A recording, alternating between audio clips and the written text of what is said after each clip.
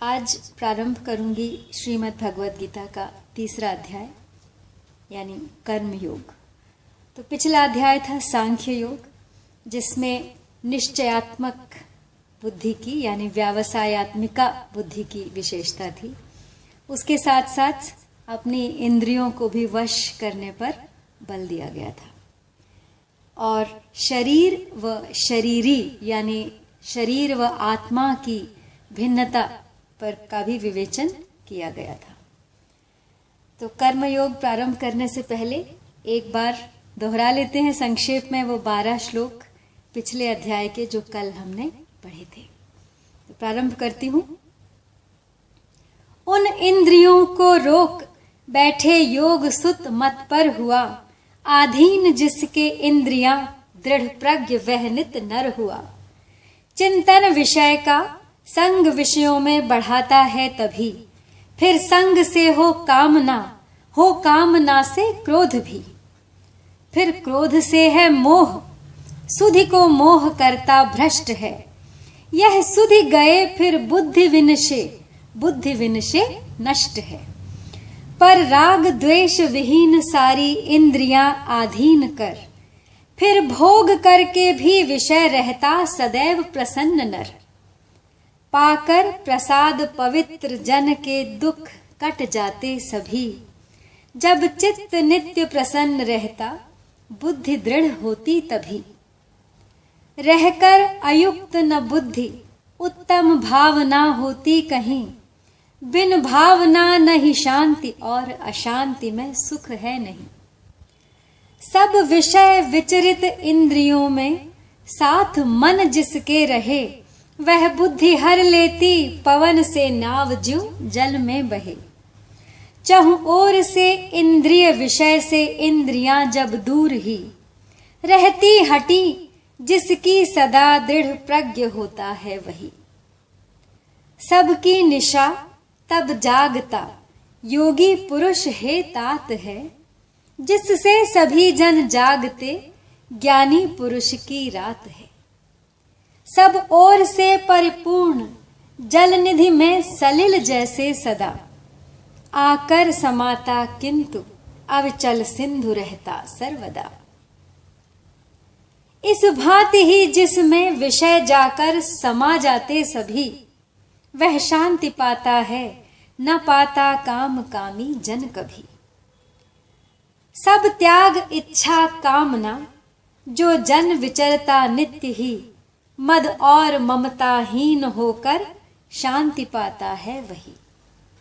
यह पार्थ ब्राह्मी स्थिति इसे पा नर न मोहित हो कभी, निर्वाण पद हो प्राप्त इसमें ठौर अंतिम काल भी। तो यहाँ दूसरा अध्याय समाप्त हुआ और आज अब प्रारंभ करती हूँ तीसरा। तो प्रारंभ करने से पहले थोड़ा अवतरण। तो यह नियम है कि अपना आग्रह रखने से श्रोता वक्ता की बातों का आशय अच्छी तरह से नहीं समझ सकता। यही कारण है कि अपना यानी युद्ध न करने का आग्रह रखने से अर्जुन भी उपर्युक्त प्रकरण में भगवान के वचनों का आशय अच्छी तरह से नहीं समझ सके। अतः अर्जुन को भगवान के वचन मिले हुए से जान पड़ने लगे, वो और कंफ्यूज हो गए। इसलिए भगवान का अभिप्राय क्या है, वे मेरे कल्याण के लिए कौन सा साधन श्रेष्ठ समझते हैं, इसका खुलासा करने के लिए अर्जुन आगे के 2 श्लोक में भगवान से प्रश्न करते हैं। तो अर्जुन कहते हैं, ज्यायसी चेत कर्मणस्ते मता बुद्धिर्जनार्दन, तत्किं कर्मणि घोरे मां नियोजयसि केशव। व्यामिश्रेणेव वाक्येन बुद्धिं मोहयसीव मे, तदेकं वद निश्चित्य येन श्रेयोऽहमाप्नुयाम्।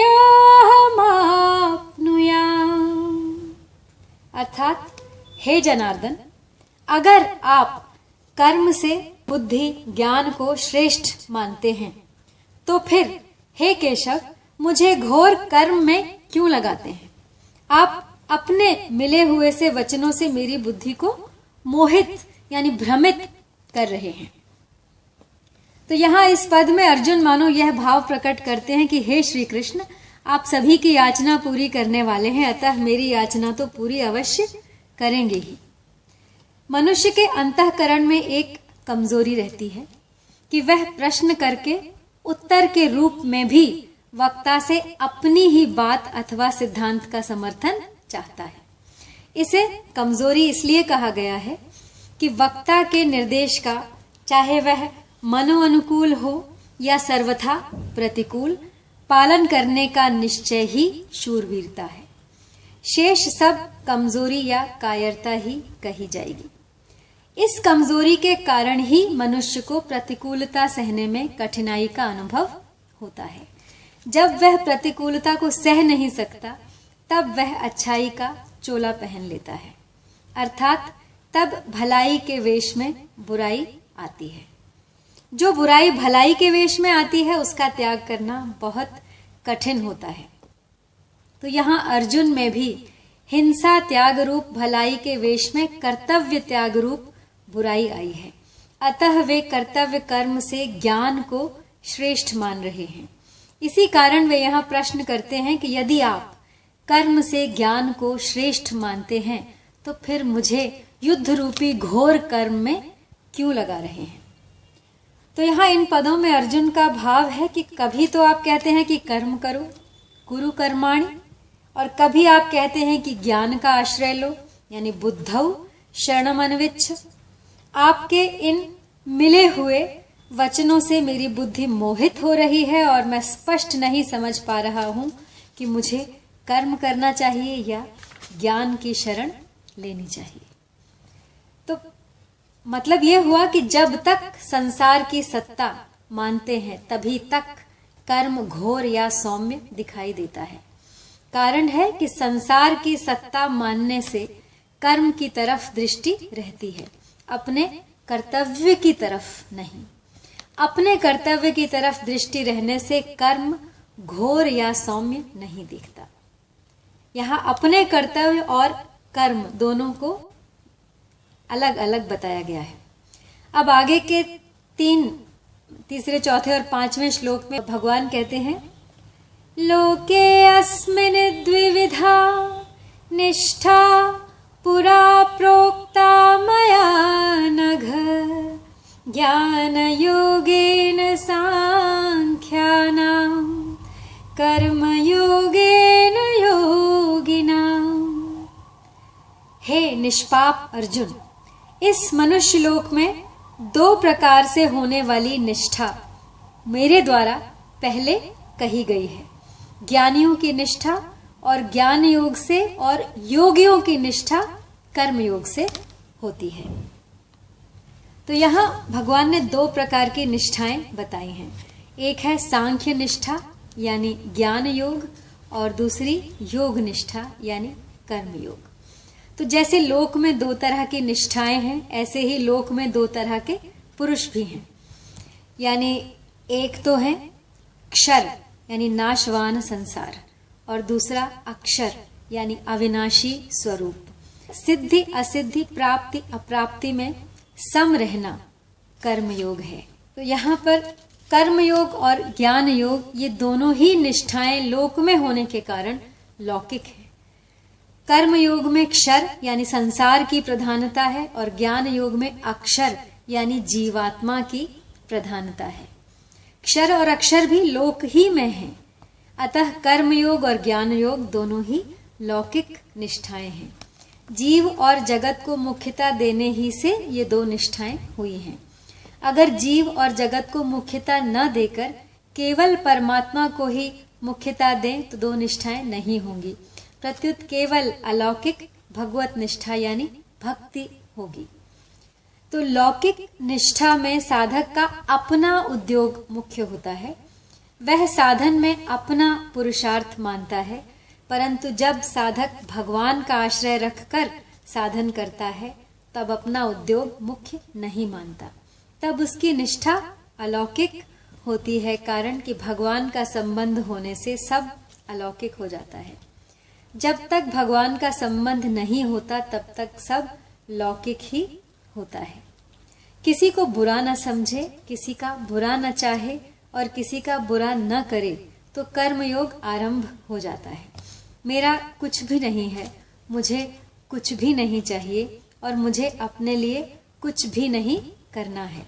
इस सत्य को स्वीकार कर ले तो ज्ञान योग आरंभ हो जाता है। न कर्मणामनारंभा नैष्कर्म्यं पुरुषोऽश्नुते न च संन्यसनादेव सिद्धिं समधिगच्छति। यानी मनुष्य न तो कर्मों का आरंभ किए बिना निष्कर्मता का अनुभव करता है और न कर्मों के त्याग मात्र से सिद्धि को प्राप्त होता है। इसका अर्थ हुआ कि जो अपना है, अपने में है और अभी है, उस तत्व की प्राप्ति कुछ करने से नहीं होती, क्योंकि उसकी अप्राप्ति कभी होती ही नहीं। हम कुछ करेंगे तब प्राप्ति होगी। यह भाव देहाभिमान को पुष्ट करने वाला है। प्रत्येक क्रिया का आरंभ और अंत होता है, अतः क्रिया करने से उसकी प्राप्ति होगी जो विद्यमान नहीं है, परंतु प्रकृति के साथ संबंध होने के कारण प्रत्येक प्राणी में क्रिया का वेग रहता है जो उसको क्रिया रहित नहीं होने देता।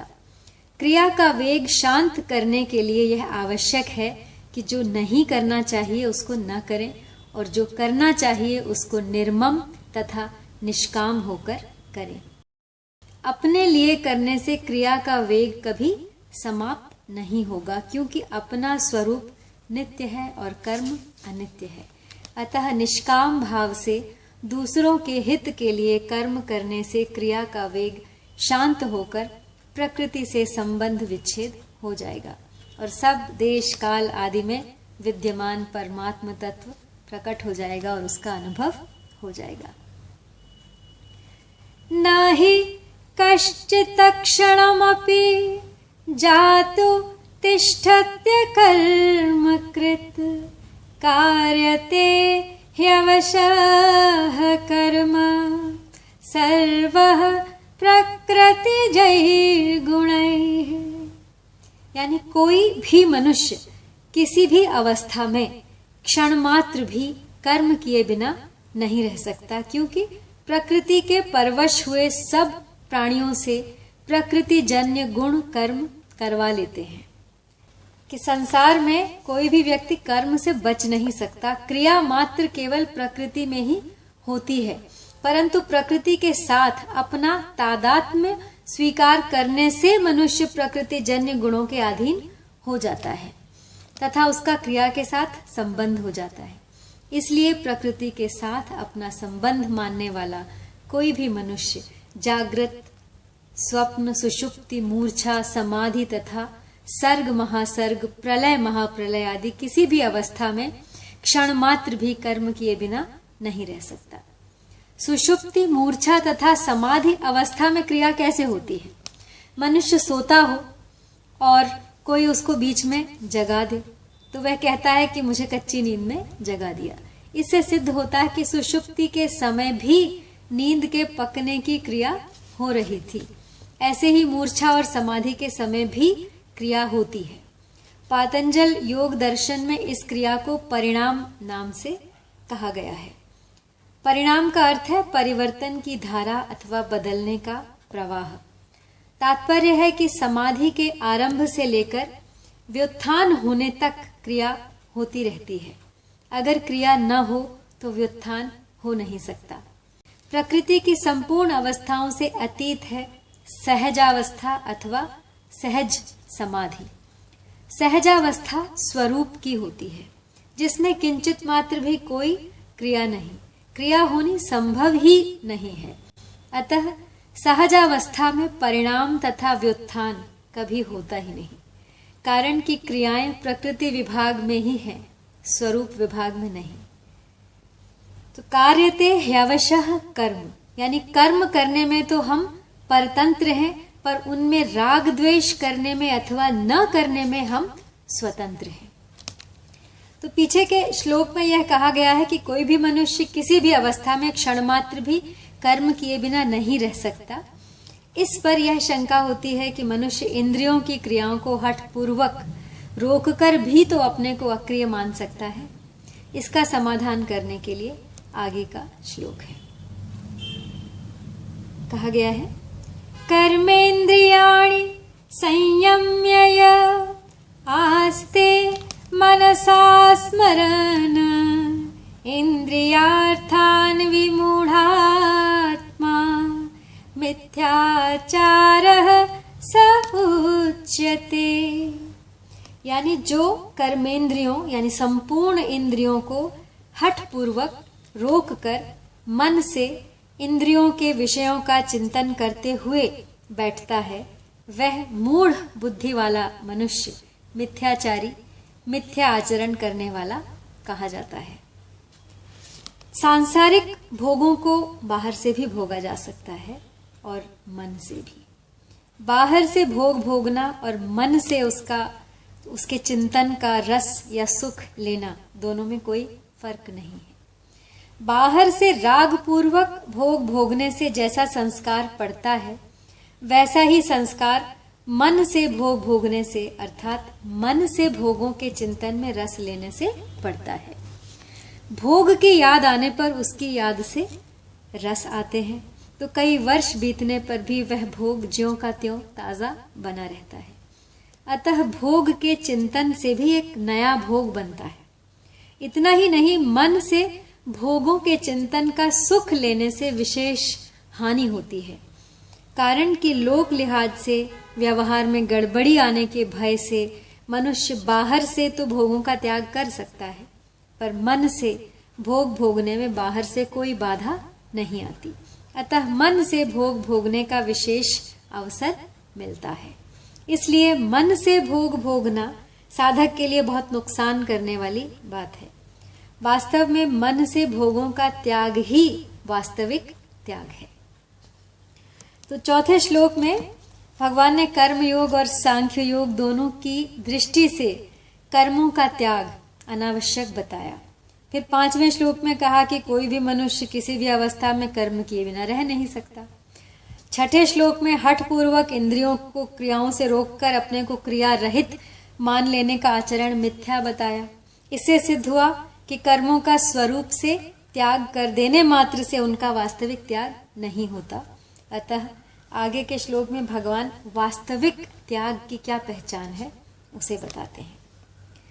कहते हैं, यस्य त्वन्द्रियाणि मनसा नियम्यारभते अर्जुन कर्मेन्द्रियैः कर्मयोगमसक्तः स विशिष्यते।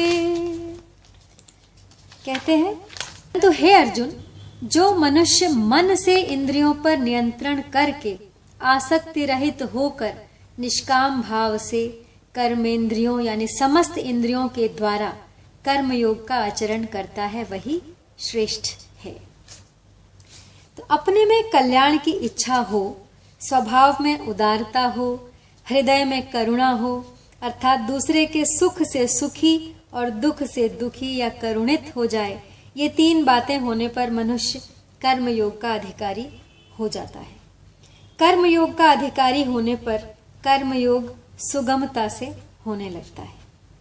कर्मयोग में एक विभाग कर्म यानी कर्तव्य का है और एक विभाग योग का है।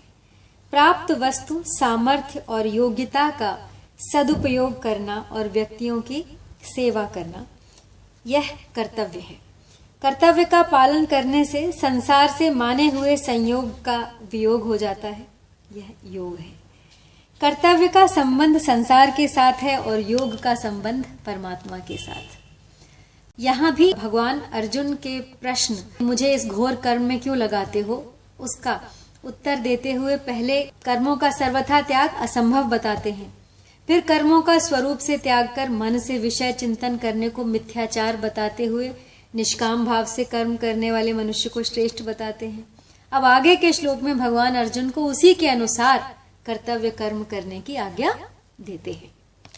कहते हैं, नियतं कुरु कर्म त्वं कर्म ज्यायो ह्यकर्मणः शरीर यात्रापि च तेन प्रसिद्धयेद कर्मणः। यानी तू शास्त्र विधि से नियत किए हुए कर्तव्य कर्म कर, क्योंकि कर्म न करने की अपेक्षा कर्म करना श्रेष्ठ है तथा कर्म न करने से तेरा शरीर निर्वाह भी सिद्ध नहीं होगा। तो शास्त्रों में विहित तथा नियत दो प्रकार के कर्मों को करने की आज्ञा दी गई है। विहित कर्म का तात्पर्य है सामान्य रूप से शास्त्रों में बताया हुआ आज्ञा रूप कर्म, जैसे व्रत, उपवास, उपासना आदि। इन विहित कर्मों को संपूर्ण रूप से करना एक व्यक्ति के लिए कठिन है, परंतु निषिद्ध कर्मों का त्याग करना सुगम है। विहित कर्मों को न कर सकने में उतना दोष नहीं है जितना निषिद्ध कर्म का त्याग करने में लाभ है, जैसे झूठ न बोलना, चोरी न करना, हिंसा न करना इत्यादि। निषिद्ध कर्मों का त्याग होने से विहित कर्म स्वतः होने लगते हैं। तो नियत कर्म का तात्पर्य है वर्ण, आश्रम, स्वभाव एवं परिस्थिति के अनुसार प्राप्त कर्तव्य और कर्म।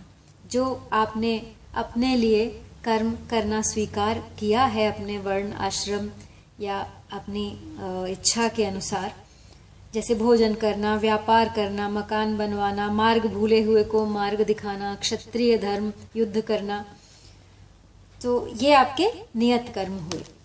तो आप अपने विहित और नियत कर्म दोनों ही आपको करने चाहिए। निष्काम भाव से कर्म करने वाला कर्मयोगी केवल स्वरूप से कर्मों का त्याग करने वालों से अथवा सकाम भाव से कर्म करने वालों से श्रेष्ठ है, प्रत्युत ज्ञान योगी से भी श्रेष्ठ है।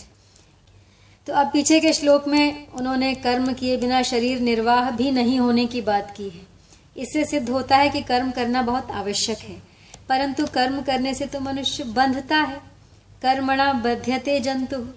तो फिर मनुष्य को बंधन से छूटने के लिए क्या करना चाहिए, इसको भगवान आगे के श्लोक में बताते हैं। यज्ञार्थात् कर्मणो अन्यत्र लोकोऽयं कर्म बन्धनः तदर्थं कर्म कौन्तेय मुक्तसंगः समाचर।